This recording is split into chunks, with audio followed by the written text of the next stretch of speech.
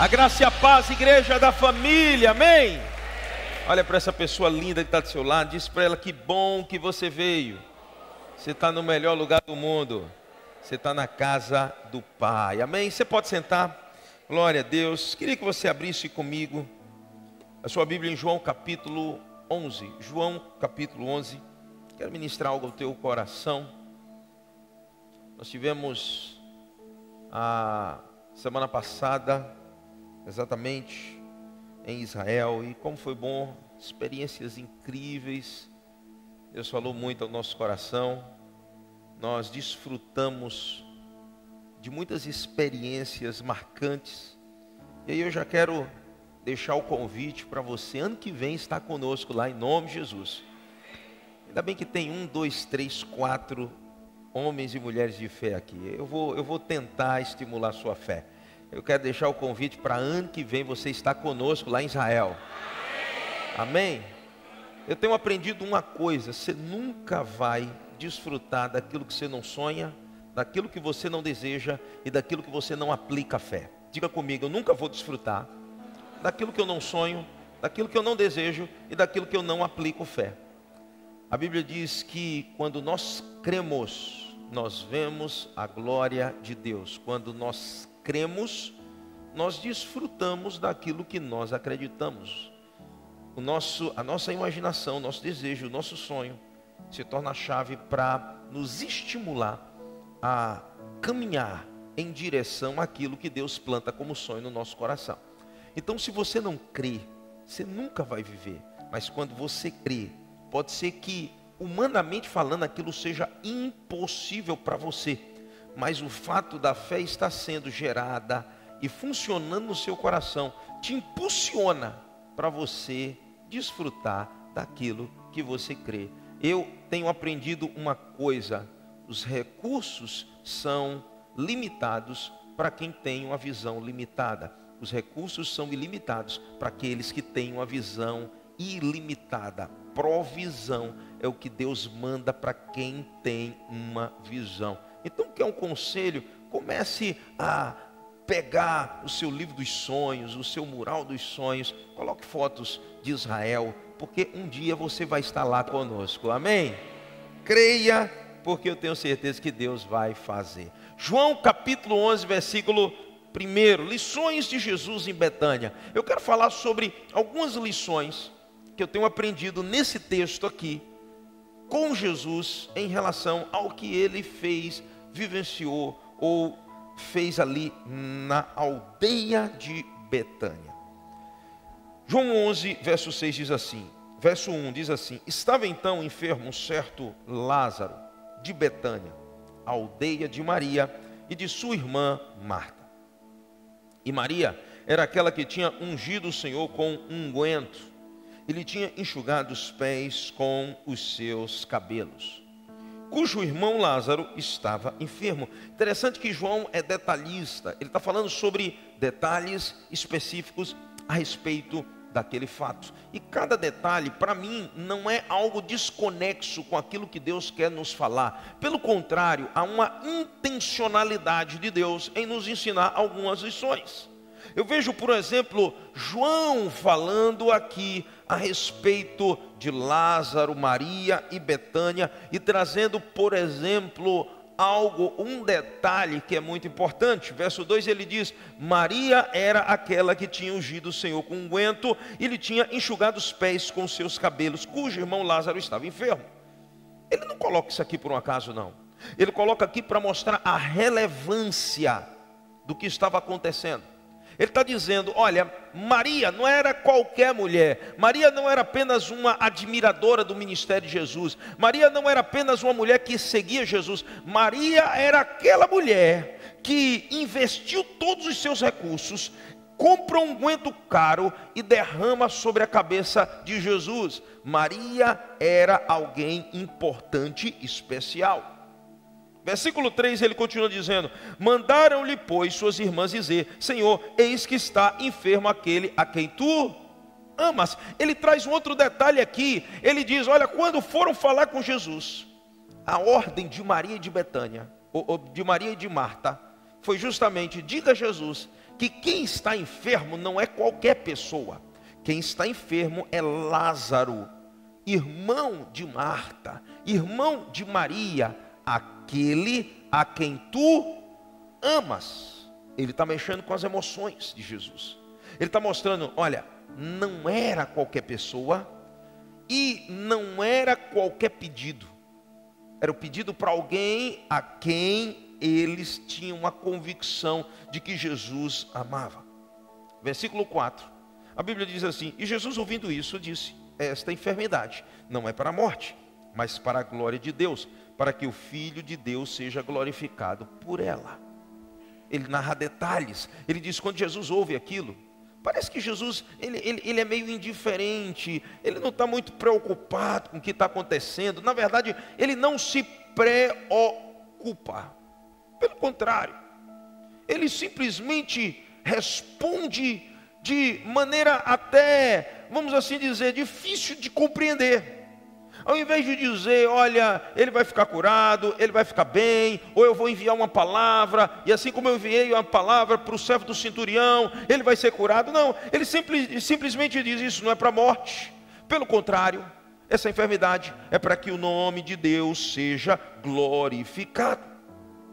Verso 5 diz, ora, Jesus amava Marta e a sua irmã Lázaro. Ao mesmo tempo que João mostra a indiferença de Jesus, João também mostra que Jesus amava Marta e a sua irmã e a Lázaro. Ele começa a dizer, embora aparentemente tendo sido uma indiferença de Jesus, não era indiferença, porque Jesus realmente amava Lázaro, Marta e Maria.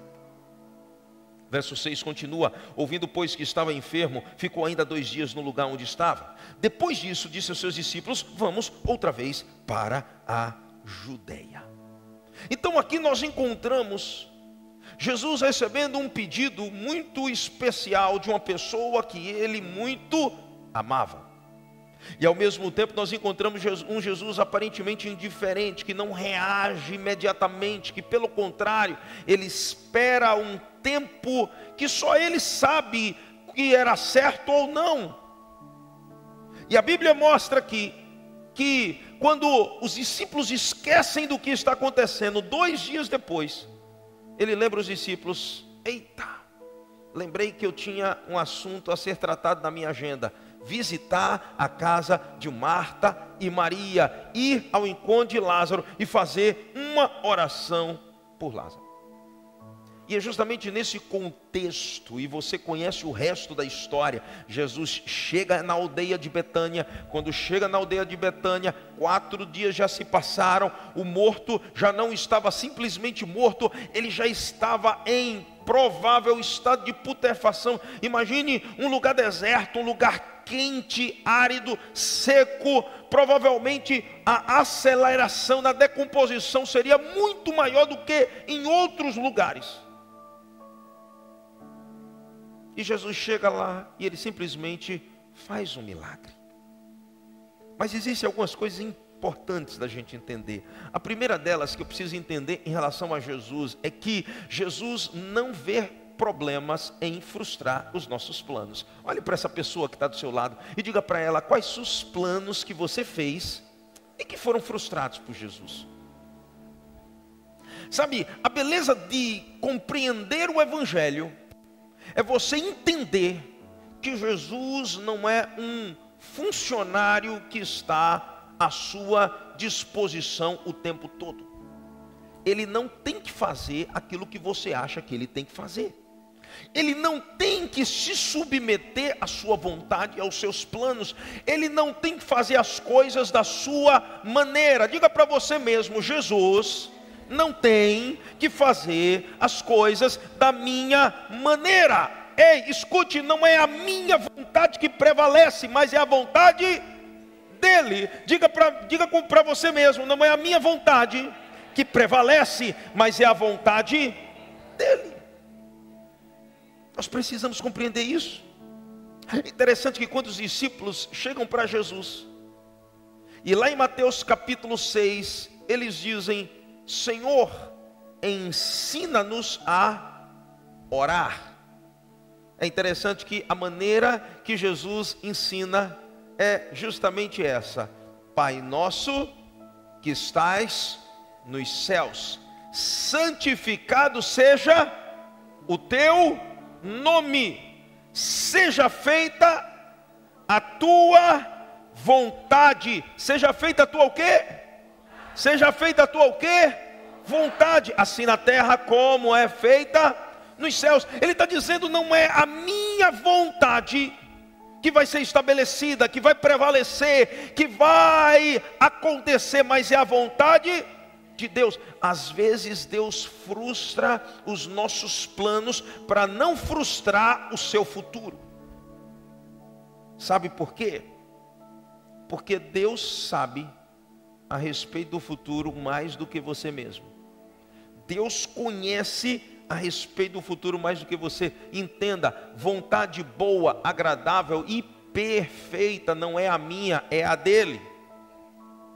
Romanos capítulo 12, a palavra de Deus diz que a vontade de Deus é boa, agradável e perfeita. Diga comigo, boa. Isso quer dizer que Deus quer o melhor para você, amém? Ei, diz para a pessoa linda que está do seu lado, Deus é bom. E porque é bom, Ele frustra teus planos. Mas bispo, como é que alguém bom vai decepcionar e frustrar os planos de alguém? Sabe por quê? Olha o que a palavra de Deus diz em Provérbios capítulo 14, versículo 12. Provérbios capítulo 14, versículo 12, a Bíblia diz assim: há caminho que ao homem parece direito, há caminho que ao homem parece direito, mas o fim dele são os caminhos o fim dele são os caminhos da morte. Há caminho que para você parece ser direito. Há planos que você traçou na sua história, que você diz, eita, esse negócio vai revolucionar a minha vida, vai revolucionar. E Deus vem, pum, no meio do caminho, dá tudo errado. Você fica com raiva de Deus. Deus, por que deu errado? Deus está dizendo, deu errado porque o que eu tenho é melhor do que o que você tem. Toca nessa pessoa linda que está do seu lado e diga, Deus é muito mais inteligente, sábio do que você. Você acha que você sabe tudo? Quantos aqui já foram crianças? Todos. É ou não é? Depois que você sai da fase de criança, atinge a maturidade, principalmente o ancianato. Eu estou longe ainda do ancianato, graças a Deus. Brincadeira. Mas o ancianato, você começa a olhar para trás e fazer reflexões muito mais profundas do que você fazia antes. É ou não é? Você começa a dizer, rapaz, agora eu entendo porque papai e mamãe disse não para isso. Agora eu entendo porque alguém me aconselhou a não fazer aquilo e eu achava que sabia de tudo da vida. Ei, Paulo diz, quando eu era menino, eu pensava como menino, eu falava como menino, eu agia como menino, até que eu atingi a maturidade. Quando eu atingo a maturidade, eu começo a compreender as coisas. Enquanto a gente vê as coisas na perspectiva micro, Deus vê na perspectiva macro. Ele consegue ver passado, presente e futuro. Você só consegue enxergar o passado e não faz uma leitura correta do seu passado e muito mal o seu presente. Deus não. Deus vê passado, presente e futuro. Ele consegue ver as coisas que ainda vão acontecer. Eu gosto do que João vai escrever na sua primeira carta, 1 João capítulo 3, verso 20. Ele diz assim, sabendo que se o nosso coração nos condena, maior é Deus do que o nosso coração e conhece todas as coisas. Diga comigo, Deus conhece todas as coisas. Deus conhece o quê? Todas as coisas. O que é todas as coisas? É tudo. Isaías capítulo 46, versículo 9. Olha o que a Bíblia diz. Isaías capítulo 46, verso 9. Diz assim, lembrai-vos das coisas passadas, desde a antiguidade, que eu sou Deus. Ele é o quê? O que significa dizer isso? É que Ele está no controle de tudo. Eu sou Deus e não há outro Deus. Não há outro Deus. Teu dinheiro não é Deus. Tua sabedoria não é Deus. Tuas amizades, a influência que você tem lá fora não é Deus. Sua força física não é Deus. Você não pode acordar hoje e dizer: olha, daqui a uma semana eu vou fazer isso com certeza. Por que você não pode? Porque o futuro pertence a Deus. O que você pode dizer? Pai, eu desejo fazer isso daqui a uma semana, e se for da tua vontade, me proporciona isso. Está entendendo?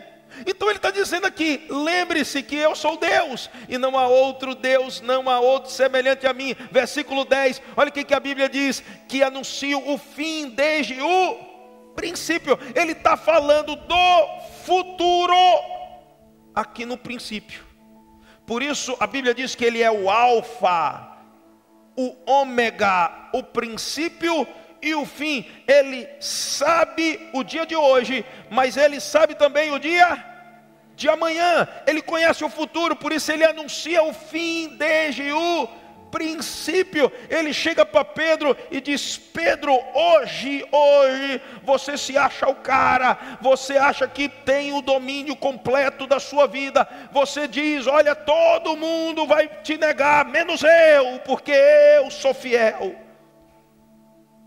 Mas Pedro, escuta, antes que o galo cante 3 vezes, antes que o galo cante uma vez, você vai me negar 3 vezes. Ele anunciou o fim no princípio. Ele anunciou o futuro no presente. Quando Pedro trai, ele diz: meu Deus, eu achava que eu sabia de alguma coisa, eu não sei de nada. Queridinho, sem te ofender, você é um ignorante. Eu sou um ignorante. Quem sabe de tudo é Deus. Por isso, o que eu tenho que fazer?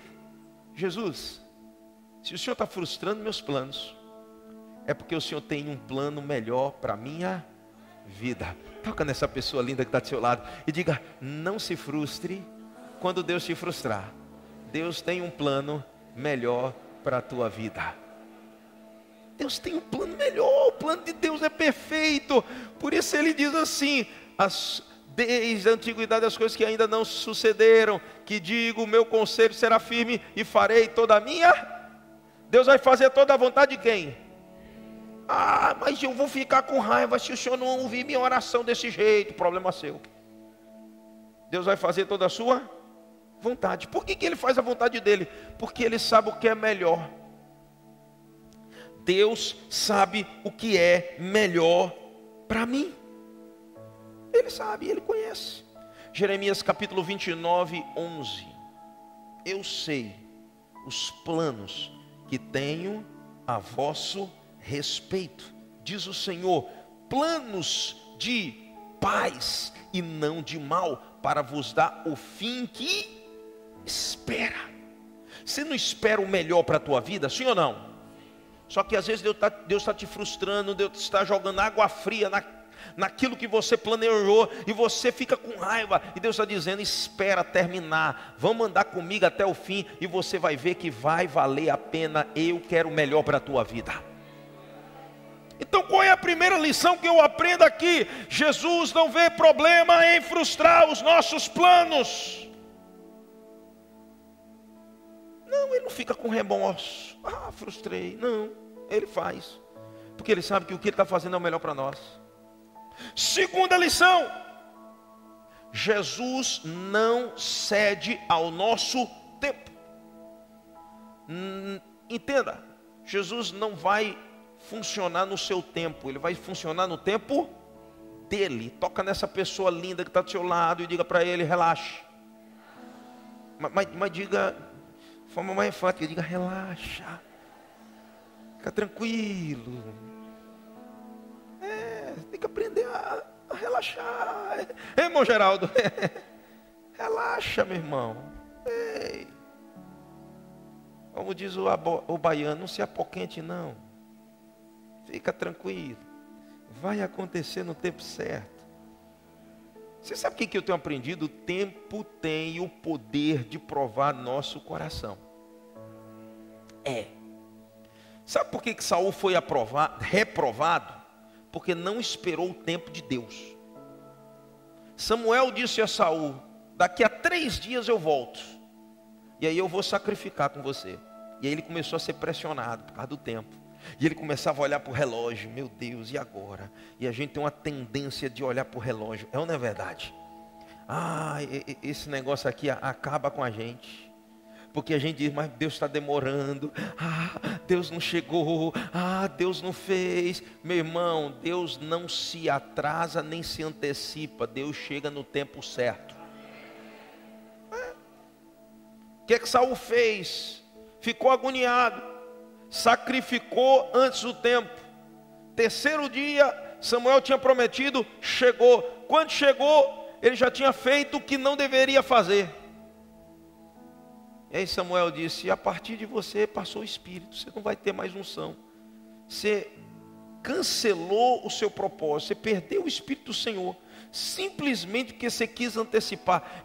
Toda herança adquirida antes do tempo não é bênção, é maldição. Deus tem bênçãos para a tua vida, sim ou não? Mas a bênção só é bênção quando vem no tempo certo. Quando se antecipa algo, ao invés de ser bênção, se torna maldição. Olha o que a palavra de Deus diz em Eclesiastes capítulo 3, versículo 1. Diz assim: tudo tem o seu tempo determinado, e há tempo para todo propósito debaixo do céu. Há um tempo. E eu tenho que aprender a esperar o tempo. Hoje a gente vive no meio da geração fast food. Tudo tem que ser imediato. Você toma um remédio, você quer ser curado na hora. É ou não é? Não fez efeito. Calma. Tem calma. E a gente começa a ficar agoniado. Você entra na fila. Meu Deus, eu preciso ser muito tratado com esse negócio de... Eu sou agoniado, gente. Nossa, se tem gente que quer as coisas na hora, sou eu. E parece que quanto mais eu peço paciência a Deus, mais Deus me bota para esperar na fila do pão. É uma coisa séria, gente. Meu Deus do céu, só a graça. E a gente quer tudo rápido, né? Só que Deus não vai ceder ao seu tempo. Deus não funciona no Cronos. Ele se move no Kairos. Eu gosto do que a palavra de Deus diz em 1 Pedro 5, verso 7, irmão Geraldo. Vê que coisa. A Bíblia diz assim: porque um dia para Deus é como 1000 anos. Às vezes Deus está dizendo para você: em um dia eu vou te abençoar. E a gente esqueceu que um dia para Deus é como 1000 anos. Ele vai te botar para esperar um tempinho. E você tem que confiar em Deus. E 1000 anos é como um dia. Às vezes Deus está dizendo: daqui a 1000 anos eu vou te abençoar. Aí você diz: vai demorar aqui só. Aí no outro dia Deus manda a bênção. O que eu tenho que aprender? Confiar em Deus. Eu vi a história de um teólogo, um padre católico. E ele conta uma história interessante. Ele disse que tinha um amigo. E esse amigo trabalhava no circo, um trapezista. E diz que na arte do trapézio existe 2 pessoas. Existe o que salta e o que segura. É interessante que o que salta, ele precisa confiar no que segura. E olha que coisa interessante. Ele explicando àquele teólogo a respeito de como funcionam as coisas, ele diz: o que segura, ele é quem governa o tempo, não é o que salta. Por isso, quando o que salta vem, ele se joga e ele não precisa olhar para trás e ficar preocupado em segurar o que segura. Pelo contrário, ele precisa se jogar e confiar que o que segura vai o segurar no tempo certo. Então, o que a gente pode aprender com isso? Nós somos o que salta. A gente simplesmente vai saltar. O que é saltar? É você viver pela fé. Diga para a pessoa que está do seu lado: saltar e viver pela fé. Agora, o que eu tenho que fazer quando salto? Eu não tenho que ficar olhando para trás para ver se Deus vai me segurar. Quem segura é Deus. O que eu tenho que fazer? Eu tenho que simplesmente saltar e confiar que no tempo certo, no tempo perfeito, Deus vai me segurar e Ele não vai me deixar cair. Aleluia. Por isso, a palavra de Deus diz que quem crê não é apressado. Toca nessa pessoa linda que está do seu lado e diga para ela: quem crê não é apressado. Então não tenha pressa, no tempo certo vai acontecer. Deus vai fazer. Mas faz 1, 2, 3, 4 dias. Meu irmão, pode fazer quanto tempo quiser. Deus vai chegar na hora certa. Deus tem sua hora certa de fazer. Deus tem seu tempo certo de fazer. Quando você menos espera, a salvação da tua casa chega. Quando você menos espera, o milagre que você está esperando chega. Quando você menos espera, o que Deus tinha para você se concretiza. O tempo nos amadurece e nos aperfeiçoa, e nós precisamos entender isso. A única maneira de você não morrer em meio à espera é confiar em Deus.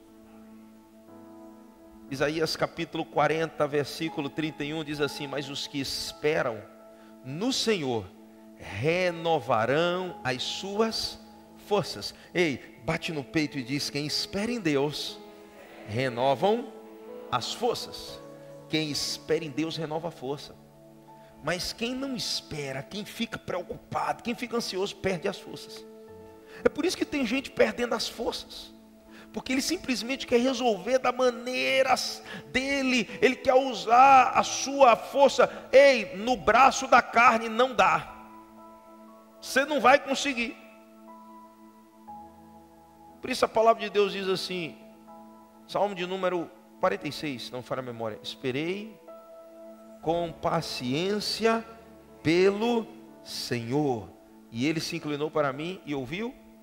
Quando é que o Senhor se inclina para nós? Quando a gente espera com paciência. Deus está dizendo para mim e para você: espere pacientemente. Então, qual a segunda lição? Jesus não cede ao nosso tempo. Ele não vai ceder ao seu tempo. Terceiro, Ele não age por causa da sua pressão. A gente está acostumado a agir debaixo de pressão. Quando nos pressionam demais, a gente vai e cede. Jesus não cede por causa da nossa pressão. Ele se move por propósito. Deus não se move por pressão. Diga para você mesmo: Jesus não se move por pressão. Ele se move por propósito. Tem que ter um propósito. Olha que coisa interessante. Jesus não vai a Betânia por causa da pressão das mulheres. Vai, faltam 2 dias, corre, ele vai morrer, ele está enfermo. E Jesus vai a Betânia, mesmo quando os discípulos pressionam para ele não ir. Por um lado, você vê Maria e Marta dizendo: vem logo que Lázaro vai morrer. E Jesus diz: não vou agora, fica mais 2 dias. Depois de 2 dias ele diz: agora eu vou. Aí os discípulos dizem: não vai, porque se a gente for, a gente vai morrer. Aí ele diz: mas eu vou, e ponto. Então Jesus não se move por pressão. Ele se move por propósito. Não, Jesus tem que fazer isso porque eu estou orando demais. Jesus não vai fazer porque você está orando demais. Jesus vai fazer porque há um propósito na sua oração. Por isso às vezes você está orando demais, mas nada mudou em você. Entenda, oração não muda Jesus, oração muda você. Entenda, jejum não muda Jesus. Jejum muda quem? Você. Às vezes Deus te leva para um jejum de 1 dia, 3 dias, 40 dias. Ele te leva para uma oração de 1 dia, 40 dias. Por quê? Porque enquanto você não mudar, Ele não vai ceder. Há um propósito em tudo que Deus faz. Ele não cede por pressões, ele cede por propósito. Quando ele toca o propósito, ele se move. Por que Jesus ressuscitou Lázaro? Porque ele foi pressionado? Sim ou não? Não. Ele responde por que ele ressuscitou Lázaro. Olha o que diz o versículo 15 de João capítulo 11. Ele diz assim: eu me alegro por amor de vós, de que eu lá não estivesse, para que vocês creiam. Por que Jesus estava ressuscitando Lázaro? Gerar fé no coração dos discípulos. Toca nesse irmão que está do seu lado e diga: tem coisas que Jesus faz para gerar fé no seu coração. Ele está gerando fé no coração dos discípulos. Enquanto a fé não chegar, eu não vou me mover. Está gerando fé. Por que Jesus ressuscita Lázaro? Vá para o versículo 5, ou melhor, versículo 4, João capítulo 15, versículo 4, ele diz: essa enfermidade, capítulo 11, João capítulo 11, versículo 4, João 11, 4 diz assim: esta enfermidade não é para a morte, mas para a glória para que o Filho de Deus seja glorificado por ela. Ele está dizendo: ei, o que eu estou fazendo não é porque fui pressionado. O que eu estou fazendo é para que o meu nome seja glorificado. Tudo que Deus faz é para a glória do nome dEle. Tudo que Jesus faz é para a glória do nome dEle. Ele gera fé no nosso coração e Ele glorifica o nome dEle. Diga comigo: Ele gera fé no nosso coração e Ele glorifica o nome dEle. Então não é por causa da pressão, é por causa do propósito. Diga comigo: não é por causa da pressão, é por causa do propósito. Há um propósito até no sofrimento. Até quando Deus te permite sofrer, há um propósito. Ele está querendo te ensinar alguma coisa. É por isso que Paulo vai dizer em Romanos: tudo coopera para o bem daqueles que amam a Deus. Quantos amam ao Senhor? Então tudo coopera para o seu bem. E para aqueles que são chamados segundo o seu propósito. Há um propósito. Quarta coisa que eu preciso entender em relação a Jesus, quarta lição, é que Jesus não é insensível à nossa dor. Ah, Jesus, meu irmão está morrendo, o Senhor não vai fazer nada. Ele não é insensível à dor daquelas mulheres, pelo contrário. Olha bem para mim, quando Jesus chega, que ele vai em frente ao túmulo, ele chora. E a Bíblia diz que os próprios habitantes de Betânia e os judeus que estavam ali presentes chegam à seguinte conclusão: olha como ele os amava. Então eles reconhecem o amor que Jesus tinha. Jesus não é insensível à nossa dor, pelo contrário, Ele participa dos nossos sofrimentos. Ele se tornou participante de cada um dos nossos sofrimentos. Por isso a palavra de Deus diz: nós temos um sumo sacerdote que pode se compadecer de cada uma das nossas dores. Por quê? Porque ele passou por todas elas. Ele experimentou cada uma delas. Então ele se importa. Por que Jesus chora? Porque ele amava. Então a quarta coisa que nós aprendemos aqui é que Jesus não é insensível à nossa dor. Pelo contrário, Ele participa do nosso sofrimento. Quando você está sofrendo, Ele está sofrendo também. Ele está participando de cada luta que você enfrenta, cada batalha que você atravessa. Jesus está presente também. Toca nessa pessoa linda que está do seu lado, diga para ela: Jesus se importa com você. Isso é a grande verdade. Jesus se importa conosco. Ele se importava com a dor de Marta e de Maria e daquela família. Quinta lição: Jesus não encara a vida como nós encaramos. Essa é a chave. Por que a gente se desespera? Porque a forma como nós olhamos a vida é diferente da forma como Jesus a vê. Olha bem para mim. Você já parou para pensar que há circunstâncias que você vive, que a sua maneira de reagir é diferente da maneira do outro reagir? É ou não é? Você já chamou, por exemplo, de bobagem aquilo que para alguém é um sofrimento muito grande? É ou não é? Eu vou usar uma ilustração aqui bem simples. Tem gente que, por um exemplo, tem pavor de altura. E quando ele chega num lugar alto, ele treme. É ou não é?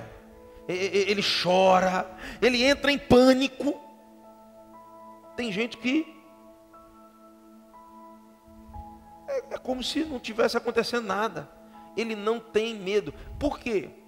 Porque a percepção de perigo, de impossível, para ele é diferente da sua percepção. Para quem tem medo de altura, é impossível chegar na beira de um precipício e botar o pé assim. É ou não é? Mas para quem não tem, ele vem, ele não sabe nem, ele não tem a sensação de que ele está colocando a vida em risco. Pelo contrário, a sensação dele é: eu tenho o controle absoluto sobre o que eu estou fazendo, eu sei o que eu estou fazendo. Jesus é assim.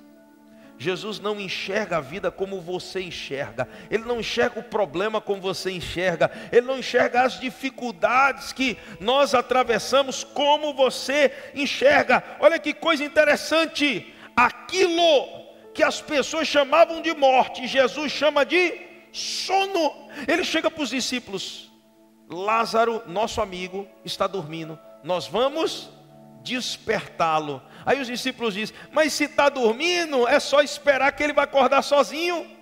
Aí Jesus disse: vocês não entenderam nada, ele morreu e nós vamos ressuscitá-lo. Porque para Jesus morte não é morte. A morte já não tem mais o domínio sobre ele. 1 Coríntios capítulo 15, versículo 55, a Bíblia diz assim: onde está, ó morte, o teu aguilhão? Onde está, ó inferno, a tua vitória? Ora, o aguilhão da morte é o pecado, e a força do pecado, a lei. Mas graças a Deus que nos dá a vitória por nosso Senhor Jesus Cristo.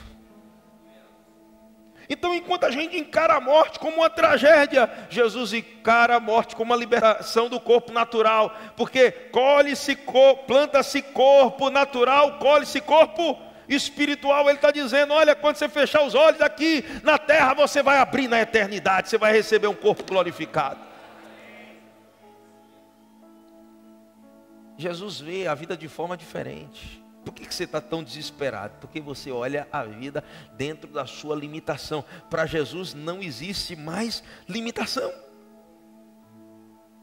Por isso o tempo é diferente. A gente falou sobre tempo.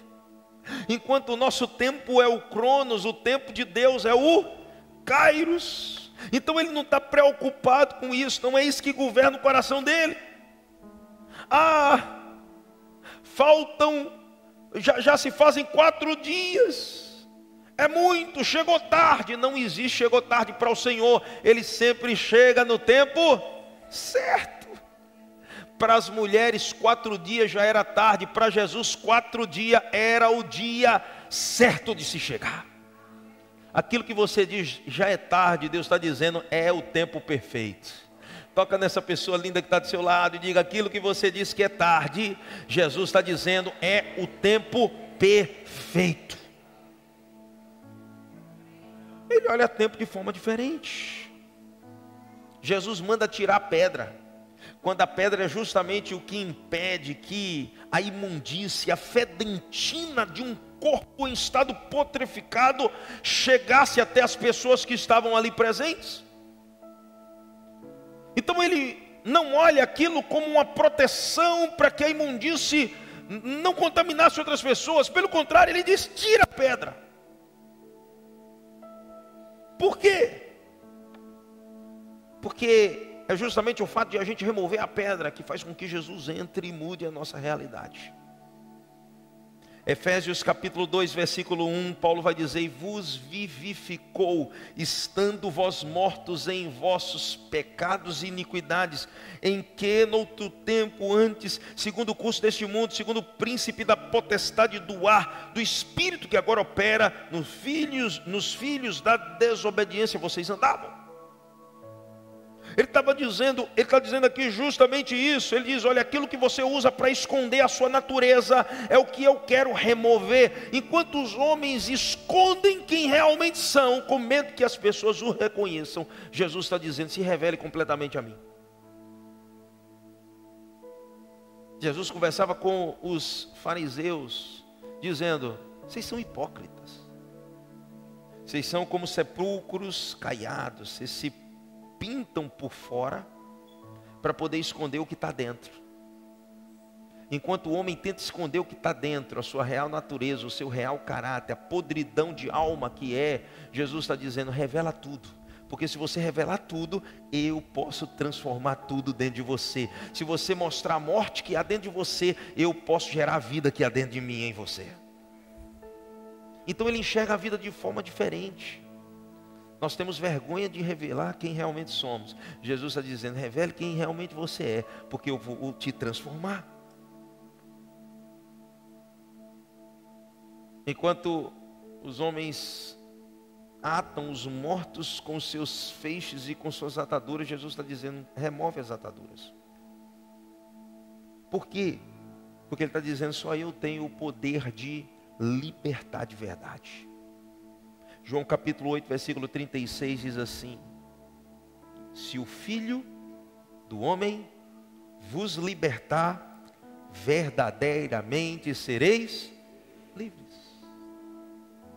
Enquanto para nós as ataduras são o que nos prende, quando Jesus chega, as ataduras são o que revelam o poder dele em nós.